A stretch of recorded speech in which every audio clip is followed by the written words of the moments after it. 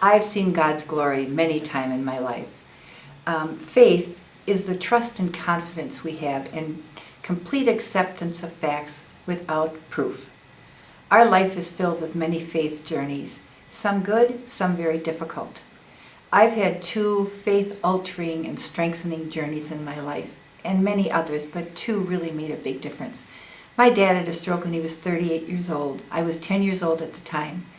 He was rushed from the factory in Kohler, Wisconsin to Madison University Hospital and remained there for 1 year. My mom went every day to visit him, and somehow she kept joy in our household through her strong faith in God. And at one time, my dad was there about a year, and soon after he came home, my mom gathered us together. She was from Germany with an 8th grade education, so could not be employed. My dad obviously did not work, so she said, "Kids, we have to leave our home and move to an apartment in Sheboygan." But she hugged me and she said, "God will provide."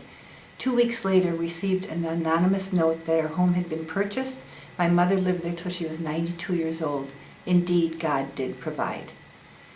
Later on in my life, we had a son, Ryan, who became ill with a ruptured spleen and later with lung problems.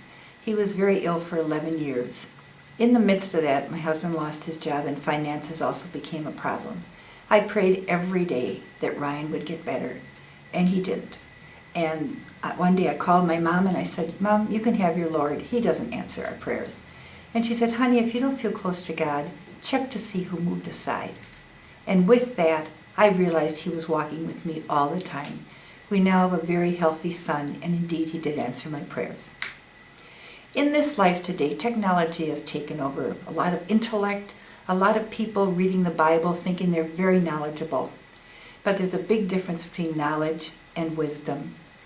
And with faith, we become very wise. One of my favorite passages is from Isaiah. It says, "Be still and know that I am God." And I start every day by saying, "Good morning. This is God. I'll be with you today. If you have any problems, you send them my way. I don't need your help. You have a wonderful day."